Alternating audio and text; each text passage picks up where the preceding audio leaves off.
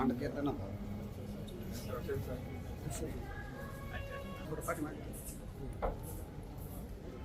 एक मिनट एक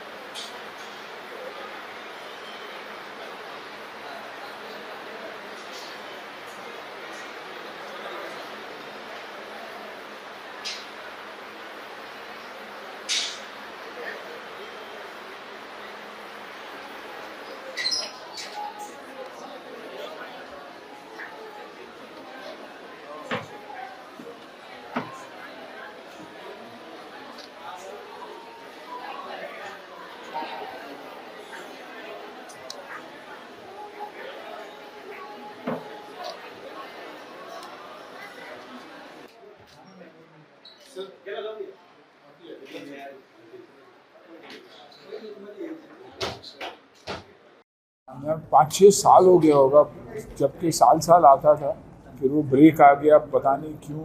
I think बाबा का बुलावा ही आना था। और वाइफ आती रहती है, साल में एक बार नहीं 2 बार आती रहती है। और ये बार ऐसा बुलावा आया कि लगता है सालों साल अपने आप आ जाऊंगा। अभी खुश हूँ कि मैं आया, और अभी चाहूँगा कि गुड़िया को और हम सब एज अ फैमिली बहुत जल्द आ रहे। और खूबसूरती ये है कि सालों साल हम जहाँ भी मैं जाता हूँ, आज की तारीख में मैं देखा हमारे श्राइन्स हो, हमारे मंदिरों में हो, इतनी व्यवस्था अच्छी हुई है, इतनी अच्छी ऑर्गेनाइजेशन हुई है। और लोगों का भी आप व्यवहार देखिए, आज सब सिस्टमैटिकली दर्शन लेते हुए आगे बढ़ रहा है।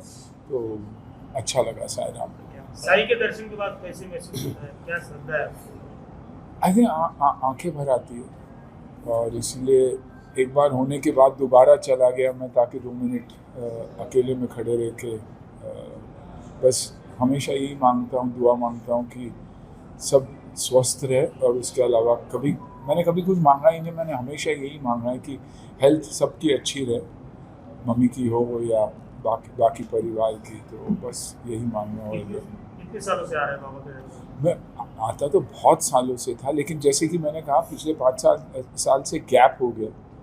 कहीं ना कहीं बीवी आ जाती थी तो मुझे लगता था कि परिवार से कोई ना कोई आया हुआ है, लेकिन आई थिंक मेरा आना बहुत बहुत बहुत ज़रूरी है। और यहाँ आने के बाद ये महसूस होता ही है, क्योंकि जब आंखें भर आती है तो हमें लगता है कि नहीं यार, बहुत बड़ा गैप हो गया। लेकिन कहते हैं ना कि जब बाबा का बुलावा आता है तभी इंसान आता है, और वैसे ही हुआ आज मेरे साथ।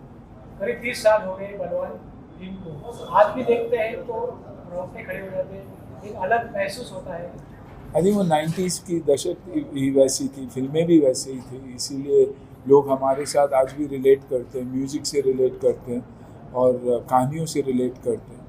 तो आई थिंक ये बहुत बड़ी बात है, और बाबा की दया है कि लोग हमें भूले नहीं और हमें याद रखते हैं आज भी। हेरा फेरी 3 आ रही है, परेश रावल जी हो या अक्षय कुमार की फाइन ट्यूनिंग हो गई है? मैं भी सुना हूँ कि फाइन ट्यूनिंग हो चुकी है। अब रिलीज के दिन ही बात करूँगा, उससे पहले हेरा फेरी के बारे में बात ही नहीं करूँगा मैं। क्या अलग रहेगा हेरा फेरी? आई थिंक फैमिली की फिल्में, शायद वो एक फिल्म जहाँ आप सब मिलके एक साथ, अगर एक बार आप टीवी चालू कर देते हैं तो उसके बाद आपको टेंशन लेने की ज़रूरत नहीं, शर्माने की ज़रूरत नहीं। आपको पता है कि लोग सिर्फ हंसने ही हंसने वाले, और छुप के टीवी या मोबाइल फ़ोन देखने की ज़रूरत नहीं है, परिवार से छुपा के नहीं। वैसे ही फिल्में हमने हमेशा की है कि हम वैसे फिल्में करते आए हैं जो हम चाहते हैं कि परिवार देखे, और ये हेरा फेरी भी वैसे ही होगी।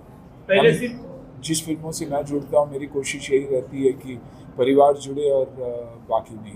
पहले सिर्फ सिल्वर स्क्रीन था, जो OTT प्लेटफॉर्म है, मोबाइल है, जिस तरह से सीरियल से परोसी जा रही है, जैसे आपने बताया हेरा फेरी जो है पूरी फैमिली देख सकती है बैठ के, क्या लगता है क्या करना चाहिए? यही कि अच्छी फिल्में बनानी चाहिए, अच्छे सीरीज़ बनानी चाहिए। जैसे कि आपने कहा OTT आ गया, टेलीविज़न आ गया, ये आ गया। मेरा मानना है कि परिवार बड़ा होते जा रहा है, एंटरटेनमेंट का परिवार बड़ा होते जा रहा है। पापा हमेशा सिनेमा ही रहेंगे, बाकी ये सब बच्चे हैं जो पापा का साथ देंगे और आगे चल के उनको सपोर्ट करेंगे। आपने हमेशा यूथ को सपोर्ट किया है जी। लेकिन अभी देखा जाए तो क्रिकेटर हो या फिल्म अभिनेता, ऑनलाइन रवि या ऐसे एडवर्टाइज करते हैं, आपको एडॉल मानते हैं एक्टर को है, तो क्या ये सही लगता है? यूथ को सही दिशा में लेके जाना 100% अगर सही गुरु को, सही हीरो को फॉलो करेंगे तो रास्ता सही मिलेगा। उनको भी चुनना है कि आप उनको किन को चुनना है, उन्हें डिसाइड करना है। मैं अगर मेरा आइडल सही आइडल चुनूँ, मेरे आइडल थे सुनील गावस्कर जी, मेरे आइडल है अमिताभ बच्चन जी, तो मैं गलत जा ही नहीं सकता।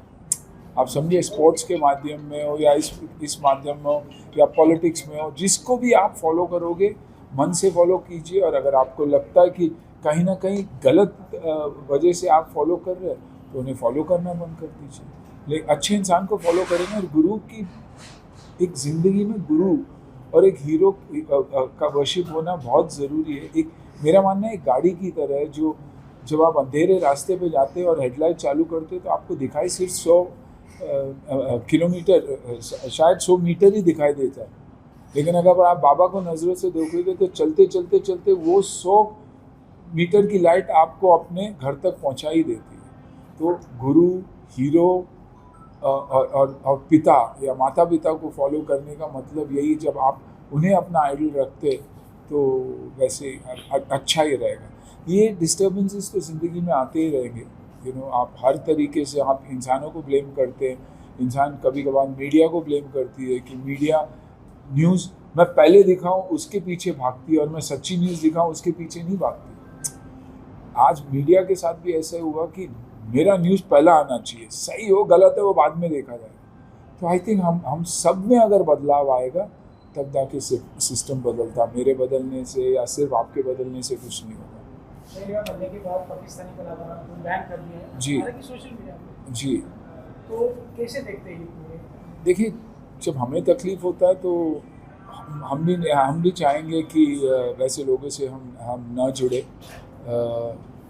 रिलेशनशिप्स है, ऊपर नीचे होते ही रहता है रिलेशनशिप में। और पहलगाम में जो हुआ उसके बाद तो मैं डेफिनेटली हमेशा कहता हूँ कि बैन होना ही चाहिए। और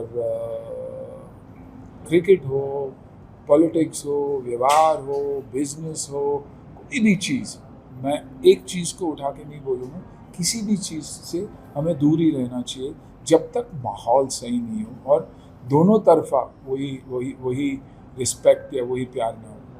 कला को इस दायरे से बाहर रखना चाहिए, क्योंकि सर किसी चीज़ की फिल्में जो है पाकिस्तान में देखी जाती है। वो ठीक है सर, हम हमारी बात कर रहे हैं, हम दूसरों की बात ही नहीं कर सकते। मैं वहाँ क्या हो रहा है, वो क्या कर रहा है, उससे मतलब ही नहीं है। अगर मुझे मतलब है तो हमारे देश से मतलब है और हमें क्या करना चाहिए। हमने देखिए, हिंदुत्व और हिंदुइज्म और सनातन धर्म एक ही सिखाता है, धर्म, सेवा और कर्म, और हम उसी चीज़ में मानते हैं।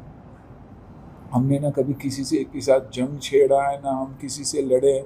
हम हमेशा सबसे प्यार से ही बर्ताव करते आए और आई थिंक वही हमारी देश की और हमारी संस्कृति की और हमारी रिलीजन की खूबी है। हिंदी हमारी राष्ट्रभाषा है जी। हर राज्य में, हर स्टेट में हिंदी पढ़ानी चाहिए। और मेरा मानना ये है कि मी मुंबईमध्ये राहतो, माझं जन्मभूमी कर्नाटक आहे, पण माझं कर्मभूमी मुंबई आहे। मला मराठी नाही आला तर पण चालते, पण मला मराठी आलं तर तुम्हाला बरं वाटते ना, सर्वांना बरं वाटते ना।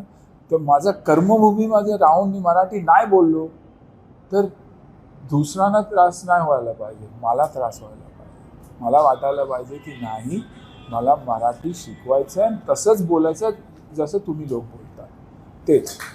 थँक्यू।